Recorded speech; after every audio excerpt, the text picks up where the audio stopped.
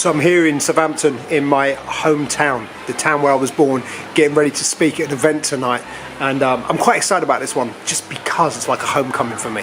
I'm originally from Southampton, but these days I live in Cheltenham. What's Cheltenham famous for? Horse racing, absolutely. Now, when the horse racing's going on in Cheltenham, you've got the jockey on the horse riding along. Jockey tells the horse where to go, right? Jockey tells the horse to go faster, go slower, go left, go right. And the horse does what the jockey says, don't they? Do they? Really?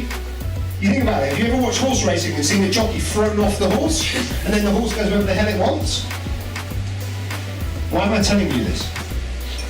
Your logical brain is the jockey, your emotions are the horse.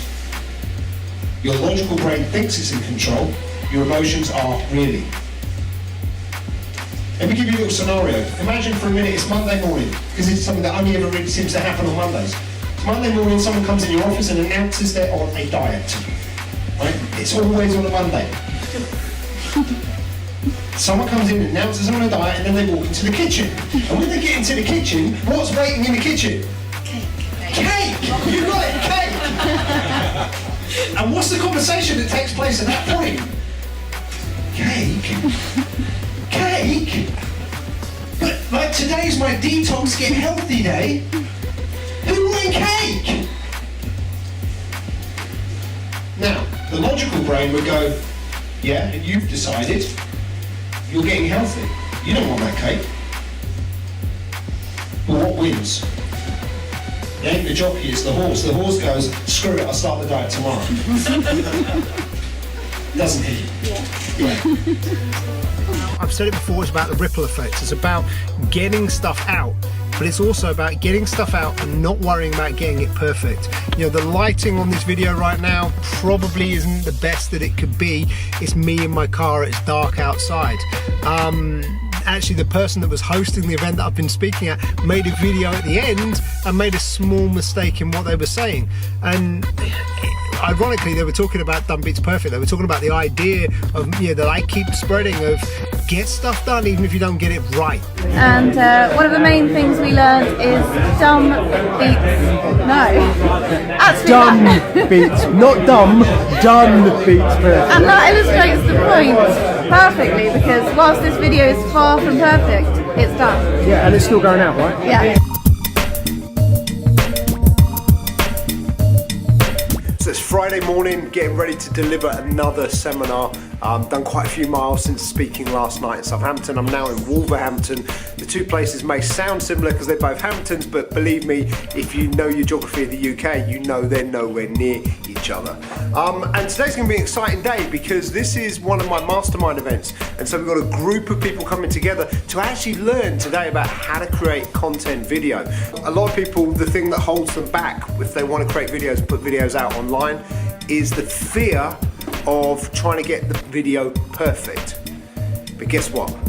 Done beats perfect. Done beats perfect every single time. And I know I keep saying it, but it's so much more important to take action, to execute, to do something towards the things you want to achieve instead of just thinking about the things you want to achieve. I'll tell you what it is. It's the difference between should and must.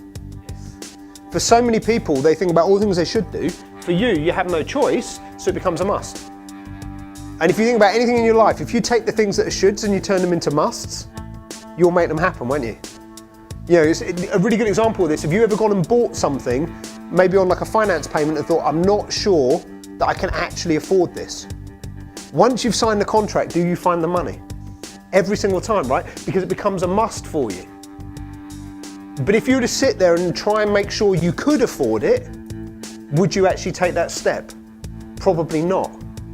You know, there are so many things in our lives where we do that. It's a bit like, a bit of an extreme example, but if you were to walk out of a job or a career without having another one to go to, but you've only got a limited period before, you run out of money and you can't pay the mortgage, do you find a way to make money?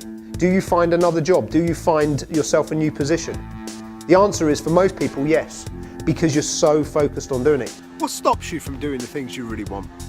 I mean, seriously, if there's something you really want in this world, what is it that stops you from doing it? What is it that stops you from achieving it already? Now, I know what it was for me, and I know what it can still be for me sometimes. And that's worrying about how I'm going to be perceived. It's worrying about, what if I can't do something? What if I'm not good enough? What if I fail? But here's the thing. Anything I've ever decided that I must do has got done. If it's a must, it gets done. You know, if you make something so important that your whole life almost revolves around it, like it's the only thing that matters, you achieve it, don't you? Those things that you must do, you achieve. The problem is, most things aren't a must. Most things are a should. Most things are a, I should do this, or I want to do this. Not, I must do this, not, I'm going to do this. And that's the fundamental difference.